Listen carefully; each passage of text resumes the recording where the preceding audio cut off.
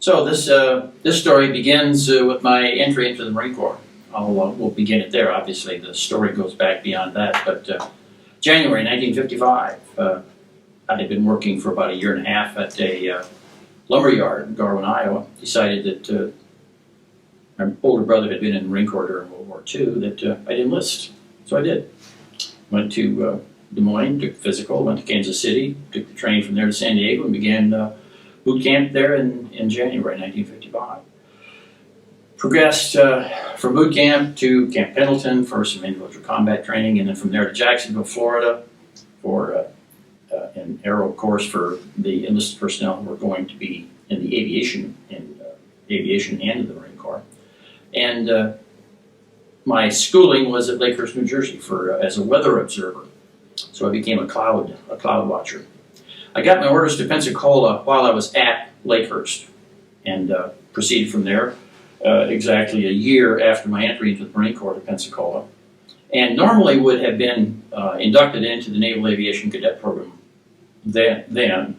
But due to some intervening medical concerns on the Navy's part, I didn't actually get into the Naval Aviation Cadet Program until February of '57, 13 months after that. The story of the medical concerns I won't go into here, but it just involved things that the Navy felt that I would be considered unqualified. In fact, they stamped my jacket unqualified for flight training. But I overcame that, and so in February I began flight training at Softly, actually in pre-flight, and then went through the usual rigors of flight training. Commissioned in August of '58, and went on from there to my first assignment at VMO-2 in Okinawa. Spent 15 months there flying the OE-1 and the HOK-1 helicopters. Then subsequent assignments, various, from there to Santa Ana, California, spent a couple of years there. Orders from there back to Pensacola, actually Whiting Field as a flight instructor from June, I guess, time frame actually of 1962, and concluded that tour in June of 1965. Went to, I guess I should divert just for a moment here. During that tour, 1962, an eventful time in our nation's history when the Cuban Missile Crisis became headline news, and so I was temporarily reassigned from Whiting Field to New River during the Cuban Missile Crisis. I didn't actually participate in that. Some of the guys that went up there with me did. They went aboard ship, but I stayed at New River the whole time that I was there, and then came back and completed that tour in June of '65. And my next assignment from there was back to New River, where I spent a very short time in the group headquarters, and from there to HMM 265. And my assignment there was with full knowledge that that squadron was getting ready for a Vietnam tour. We had new helicopters. The H-46 was just coming into the inventory there, and we readied those airplanes and the crews for the reassignment.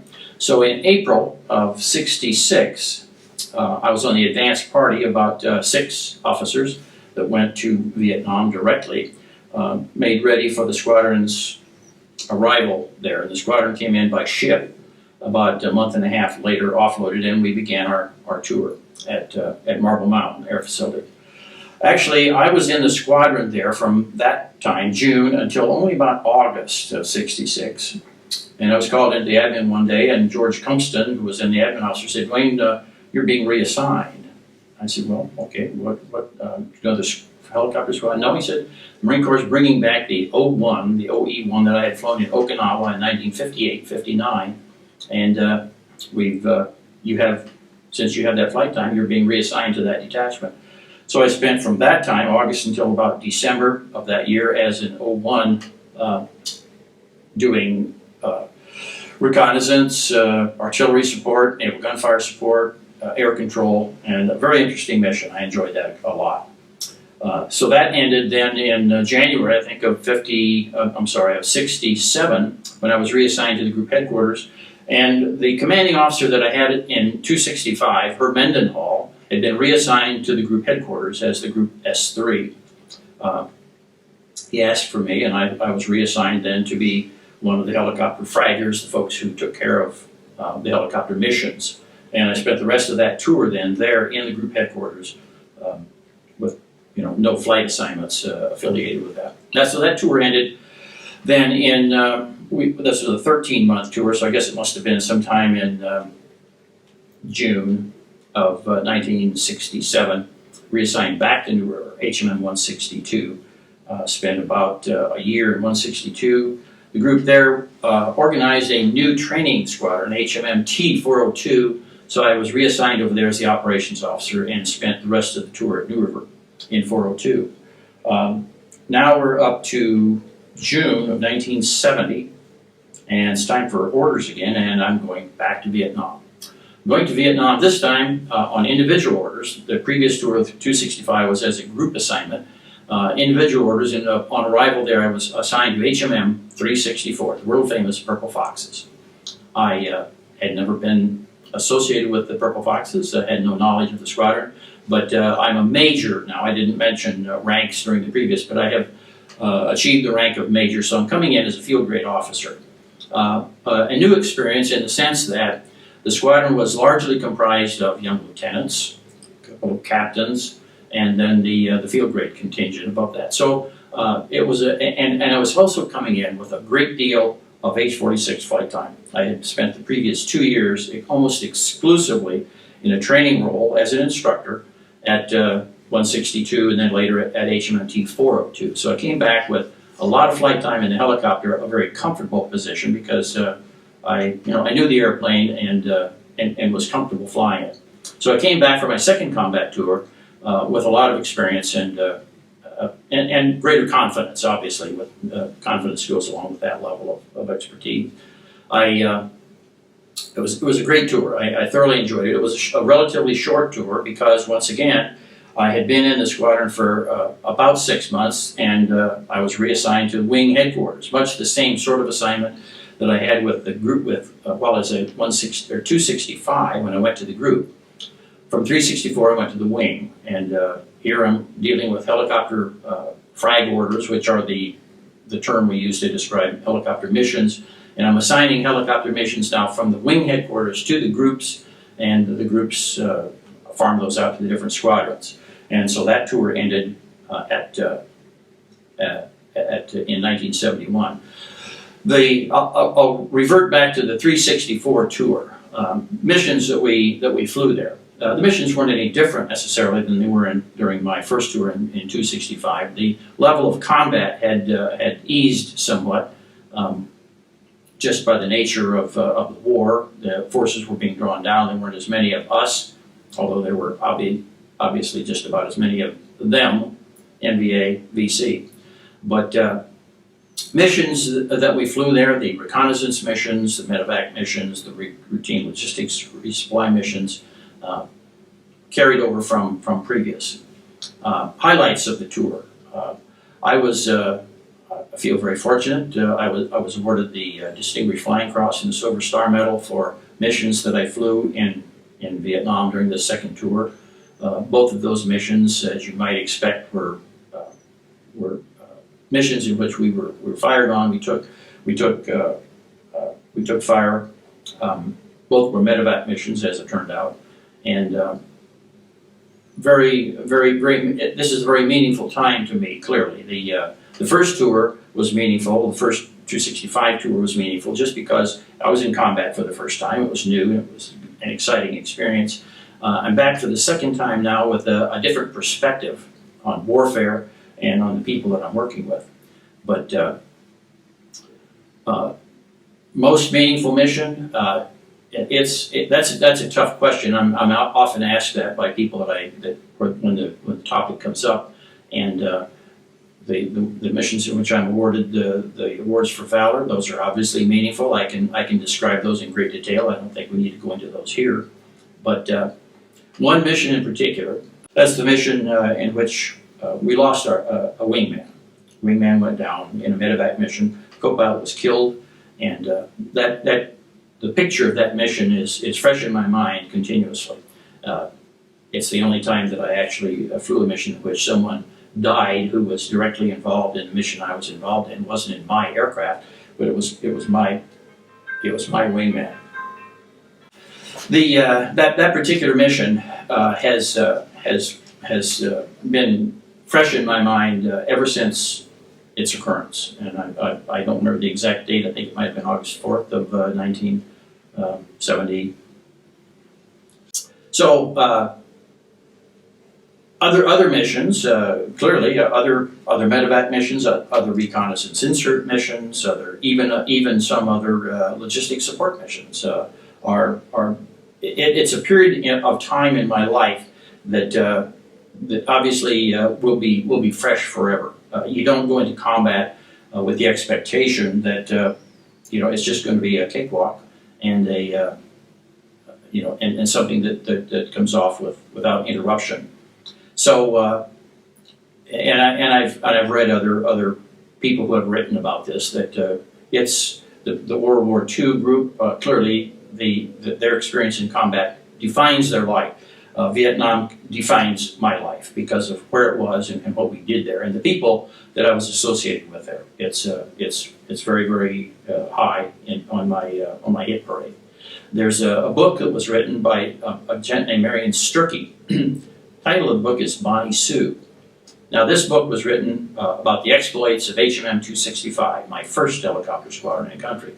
I bought that book from Marion. I bought 3 copies of it, one for me and one for each of my daughters. And I told them that they could read the book or not read the book as they chose, but that would give them an intimate picture of what went on in a combat helicopter squadron.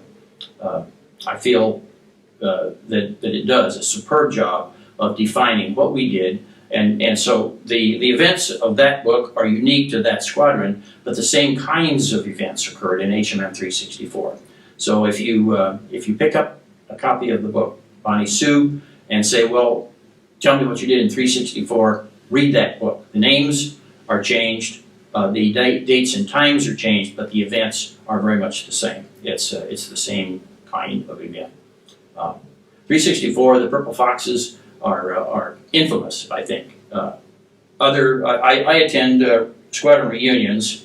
This interview is occurring during one of those in Charleston, South Carolina last May. HMM 265 held a reunion there, and so that these subjects come up, and people will ask, well, Duane, what else did you do? What other squadrons did you serve with? And I said, oh, it was on 364. Oh, yes, the Purple Foxes, the famous Purple Foxes. It's a well-known organization. And its reputation is well deserved.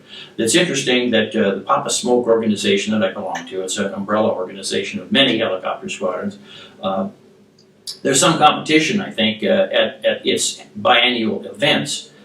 Which squadrons have the most members supporting that? 364 comes in at or close to the top on each of those occasions, which is just indicative of the loyalty of the people who served in that unit, and the enjoyment they have of getting back together and serving each other in that way. The squadron reunion that HMM 265 held in San Diego in October a year ago, this would be 2012, was the 50th anniversary of that squadron. And the Commandant of the Marine Corps wrote a very nice letter. I was the reunion coordinator, and sent a letter to the Commandant asking if he would write a letter congratulating the squadron on its 50th anniversary. And the letter is a superb rendition of what it means to be a part of a squadron and to hold these reunions. And the Commandant's letter stated that he complimented all of those attending for their loyalty and their continued service to the Marine Corps. That's the way he worded it. Not to HMM 265 or to a squadron or any other aviation group, but to the Marine Corps. And I think that is well put. That what we do here is a support element. We're supporting each other, but in doing so, we actually support the Marine Corps because we do things that let the younger people know, that is the officers and enlisted personnel who are on active duty now, know that this may be something that they're doing right now. And they may not intend to remain in the Marine Corps, but there are people out there who 50 years ago served in this squadron and they're still wearing those ball caps and shirts and patting each other on the back to congratulate each other for their service there. After 364, I came back to New River and was assigned as commanding officer of HMM 263. So that tour was a 22-month period of time. And following 263, I was back to overseas one more time, this time as an exchange officer with the 3rd Marine Division. I was the assistant logistics officer. A very enjoyable tour, and a different kind of tour than the typical aviation tour, but good group of folks to work with, and I thoroughly enjoyed that.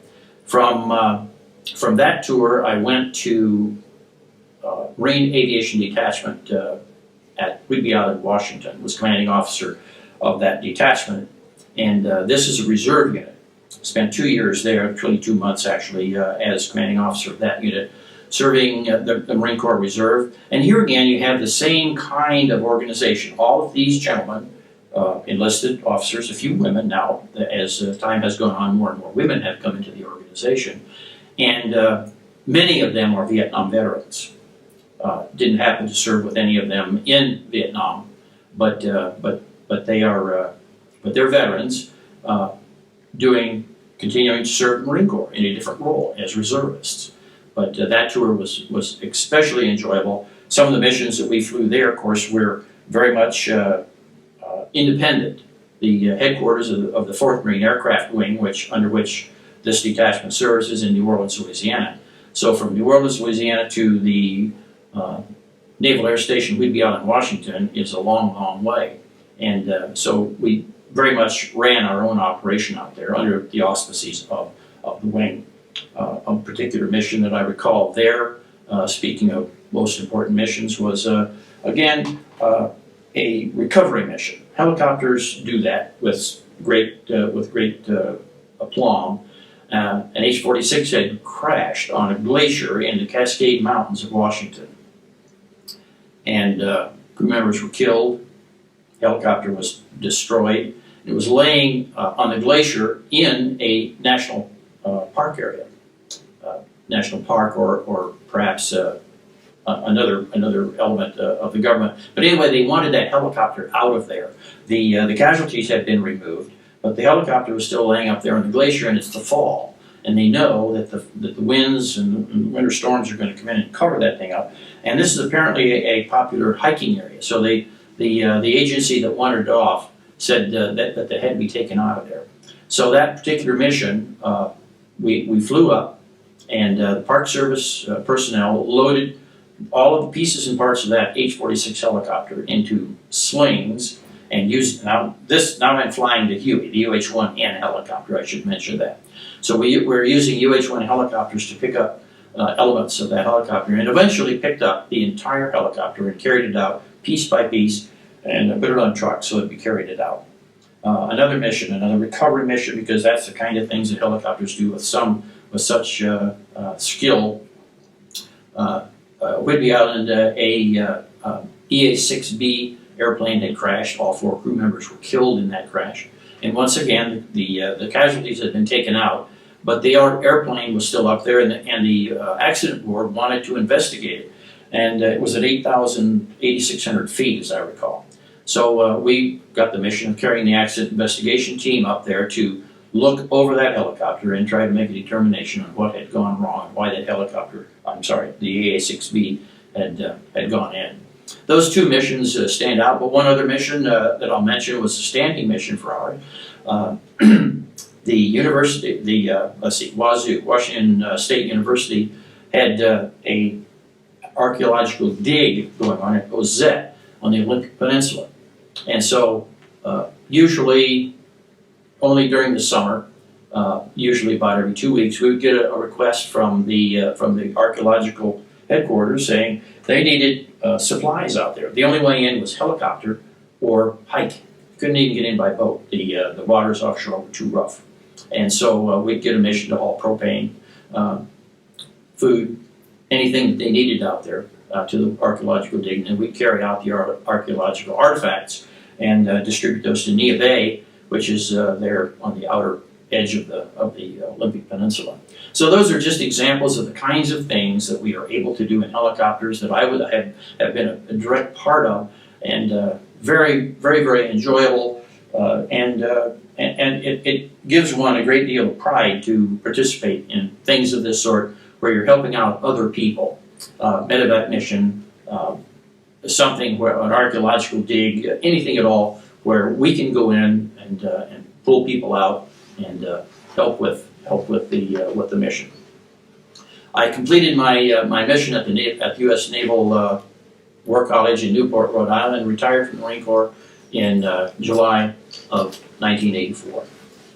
After just shy of 30 years of active duty, enlisted Marine, Naval Aviation Cadet, commissioned officer. It was my privilege to be there. I'm asked many times, well, Duane, would you do it again? Absolutely, I would do the whole thing again, and with no qualms whatsoever. A real pleasure to be there, and a pleasure to be a part of that great organization.